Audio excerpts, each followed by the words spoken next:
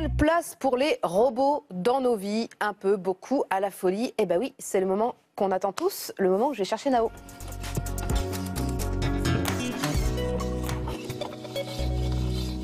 Merci, je commençais à m'ennuyer.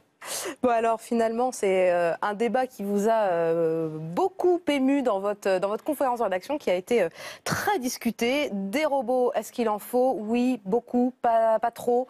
Voilà, on va regarder un petit extrait. Tout ce qui est high-tech et tout, ça nous rendra toujours accro au final. Donc au bout d'un moment, les robots, on va en vouloir pour tout et n'importe quoi. Et puis après, on va même plus vivre. Je pense que c'est mieux que ça soit juste une aide. Quand on parle de robots, le plus souvent, on pense directement dans le mal.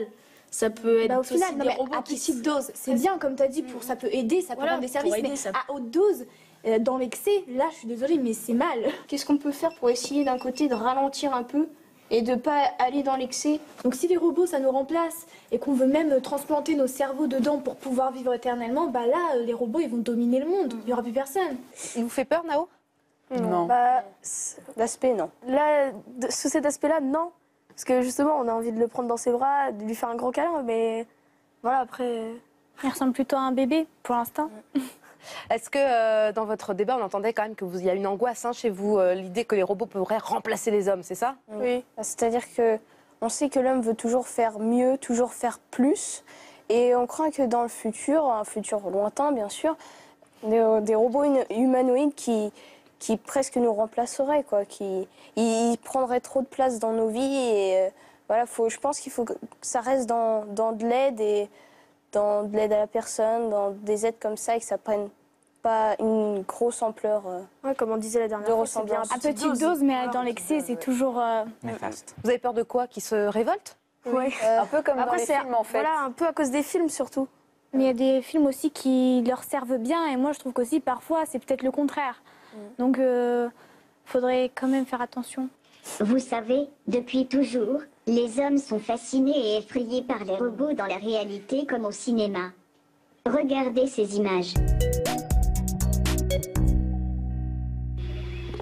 Drôle d'histoire. L'homme a créé le robot et pourtant, il en a peur. Revenons aux origines. 1920. Le mot robot apparaît pour la première fois dans une pièce de théâtre tchèque. Il veut dire corvée, travail forcé.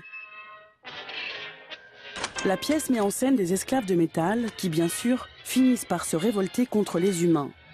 Et depuis, on joue à se faire peur. L'image du robot est double. Il incarne le bien et le mal. Protecteur ou destructeur, le robot rassure comme il inquiète. Au cinéma, tout a commencé avec Maria, l'être humain-machine, créé en 1927 par Fritz Lang pour Metropolis. Maria est programmée pour semer le chaos dans le monde ouvrier. La révolte du robot est en marche. La guerre contre les machines. Terminator, l'assassin au squelette d'acier, incarne une menace pour notre humanité. Le robot nous fait peur quand il nous ressemble. Ce n'est plus de la science-fiction, les robots s'installent progressivement dans notre quotidien. Il inquiète les Occidentaux, mais les Japonais, eux, en ont fait leur compagnon de vie. Cet esclave mécanique nous rassure quand il reste serviteur ou compagnon. Il peut remplacer l'homme pour réaliser des tâches pénibles ou ingrates. Dans la fiction, comme Wall-E, il sauve la planète asphyxiée par ses déchets. Avec Gort, il désarme les hommes et rétablit la paix sur Terre. Ils sont capables de miracles, au cinéma comme dans la vie. Indispensable pour réparer et servir les humains, le robot n'est pas une menace pour l'homme, mais une belle machine à notre service.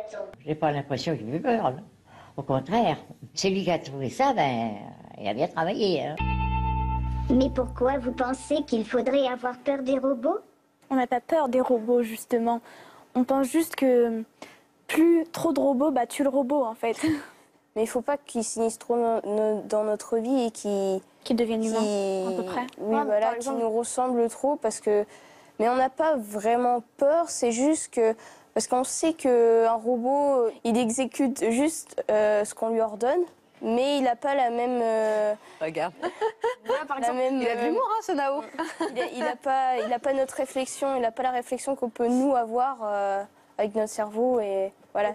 Et vraiment, c'est programmé juste pour faire Ça reste une machine. Est-ce que vous avez vu ces vidéos-là qui circulent sur le dernier robot de Google qui s'appelle Atlas? Il ressemble vraiment, il est grand, il ressemble humanoïde, il sait ouvrir les portes, il sait porter les cartons et ils se sont, entre guillemets, amusés à le taper, à le frapper, à le mettre par terre, à le maltraiter en quelque sorte. Vous en pensez quoi, vous? Je pense que les gens comme ça fait peur. Enfin, pas peur, mais on a plus l'impression de quelque chose qui pourrait justement être néfaste à notre vie courante. Regarde, mais par exemple, tu vois, il va l'empêcher un peu, il va le pousser, il va le faire tomber, etc. Voilà. Est-ce que ça vous émeut? Quand même. Pas du tout. Si, quand même. C'est une machine. Bah non, c'est une machine, justement. C'est un robot, c'est pas un être humain. C'est pas un être humain. Les gens, ils vont directement penser être humain parce il a la forme, il fait ce que font les êtres humains, mais c'en est pas du tout un. Donc, faudrait pas être triste ou avoir des émotions envers quelqu'un qui est juste programmé. Moi, je trouve oui, mais moi, je suis quand même plus beau. Voilà. Non, t'es pas beau. Mais oui, Nao, c'est toi le plus beau, évidemment. Mais voilà, enfin, moi, je sais pas, c'est comme si un jour, j'allais shooter dans mon chien. Enfin, pour moi, je trouve ça comme ça. Je me verrais pas maltraiter ni un animal, ni un robot. Pour toi, les robots, voilà, c'est tes compagnons, en fait. C'est quelqu'un. Ça peut être considéré comme un compagnon. Pour toi. Regarde, Nao, c'est un compagnon, tu le programmes, il fait ce mais pour toi, c'est plus. En fait, pour toi, il y a un sentiment envers les robots. Pour toi, les robots, ça va être devenir tes amis de tous les jours.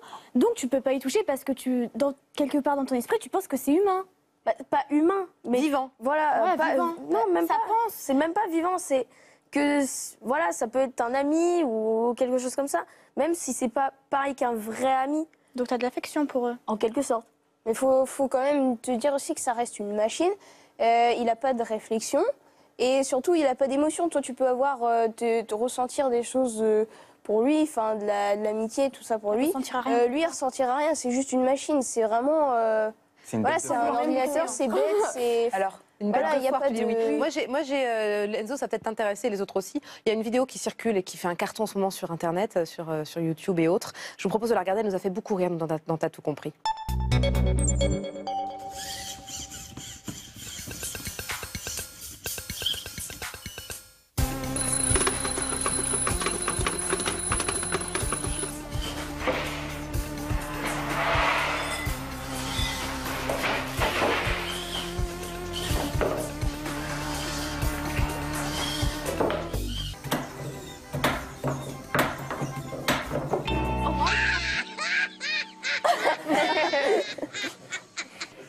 Bon, alors franchement. Là, il y a des robots qui servent pas beaucoup à ce qu'on voit. C'est stupide. Là, voilà, c'est stupide, ça sert pas à grand chose. Oui, c'est de la blague. Mais du coup, Enzo, dans ces cas-là, on est d'accord. Ouais, dans ce cas-là, le robot est une machine, quelle qu'elle soit. Même là, le Nao, aussi mignon soit-il, est une machine, on est d'accord. Ça reste de l'aide et que. Voilà.